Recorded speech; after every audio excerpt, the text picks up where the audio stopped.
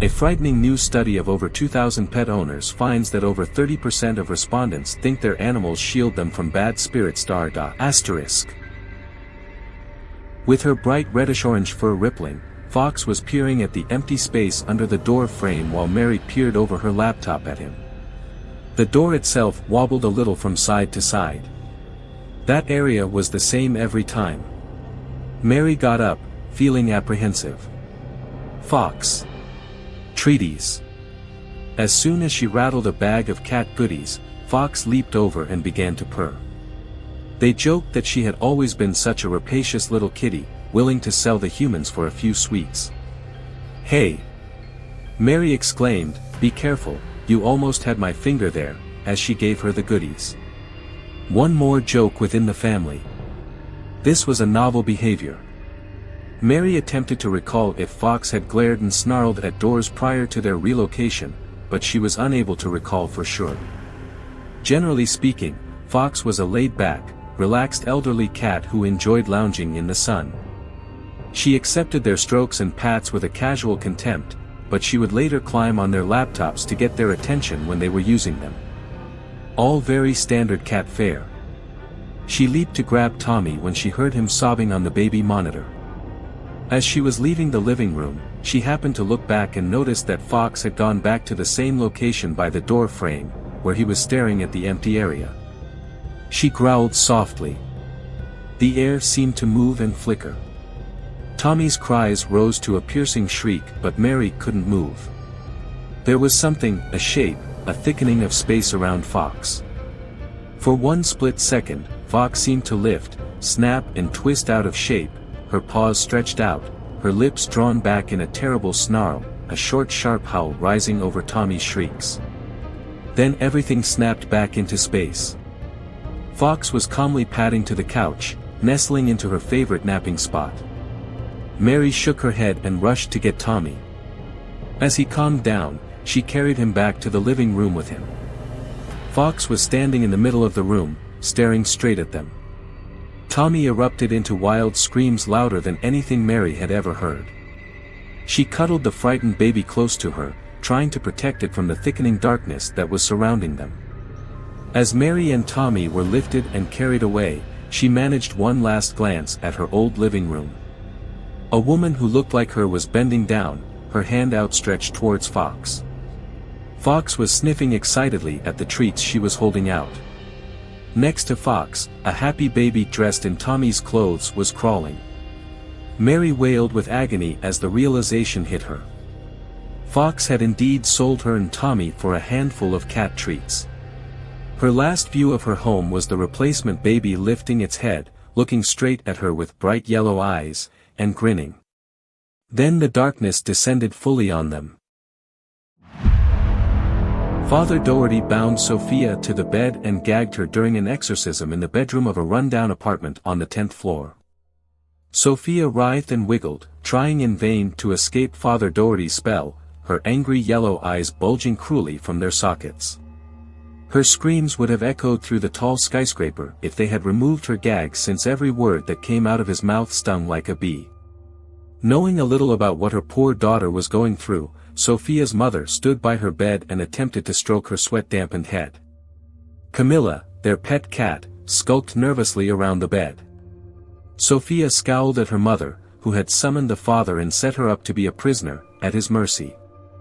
But Sophia closed her eyes and stopped fighting, as if coming to terms with what was going on inside her, as the magic words started to actually pierce the devil that was living inside her body. The father reached the climax of his spell. Sophia's body arched so hard that it seemed impossible how it did not snap in half. She fell back, her eyes open and fixed on the ceiling.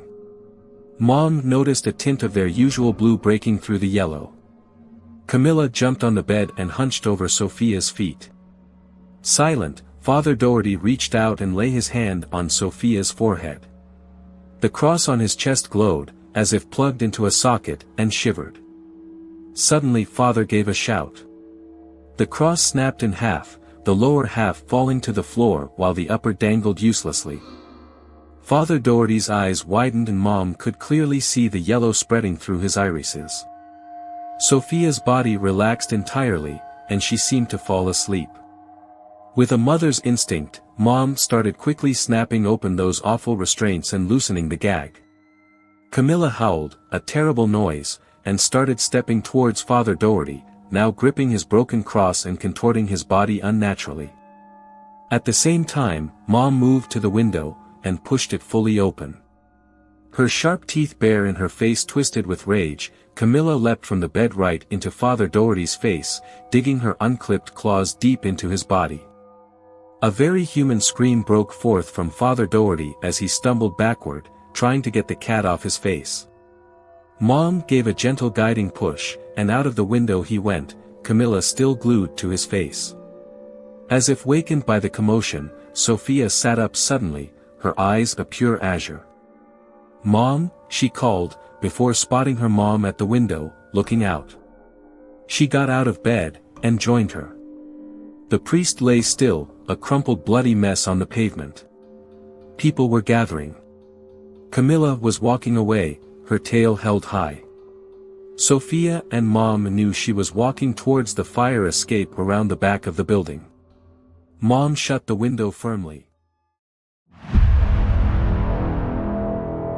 It was a horrible man, Samuel Bertram.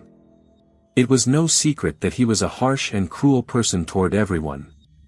He showed no mercy toward strangers, family members, old people, kids, or neighbors. However, he was particularly vicious to animals.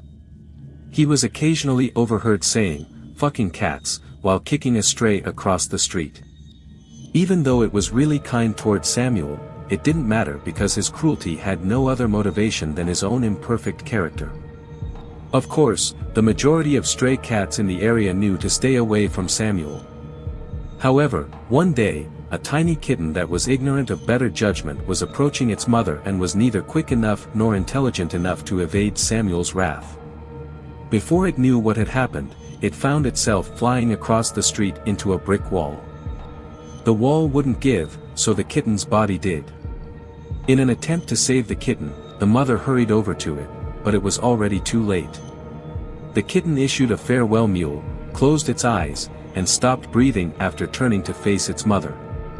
The mother was horrified and inconsolable. She was inconsolable despite the efforts of her other children to console her.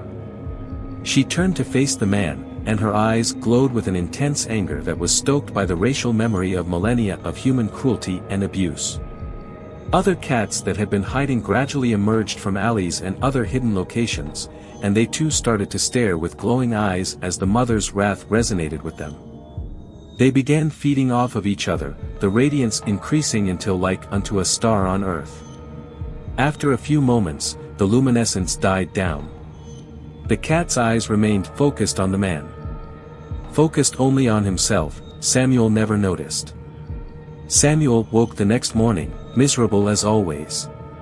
But something felt different. He looked down at his bed, it seemed to go on forever. And it felt the same as always, but different. He stretched out his leg to the floor to climb down, but he felt only air. His momentum already having shifted too far to pull back, he began to fall. And fall, for what seemed like forever, until he hit the ground. Stunned, he lay there for a while, supine and unmoving. How was that possible? He hadn't fallen out of bed since he was a child. He moved to stand and immediately realized that something was wrong, he couldn't stand. He had no ability to rise to two legs. Then he looked down and realized he had a larger problem. His legs were gone. Or at least, the legs he remembered were gone.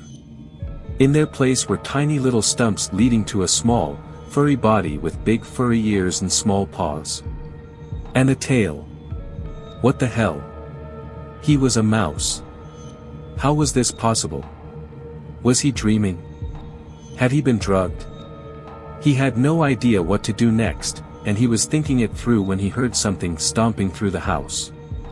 He should have been alone. Knowing he was in no position to defend himself, he scampered into an open closet. However, with no way to close the door, he felt exposed. He couldn't wield a weapon. he couldn't fight. That left only one option. He had to flee. Waiting until the sound of movement had stopped, he made a mad dash to the front door, not stopping to wonder why it was open. He ran outside to the curb and breathed a sigh of relief, convinced that whatever was in the house couldn't find him now. As he sat in the grass, he saw a shadow cross in front of him and looked up.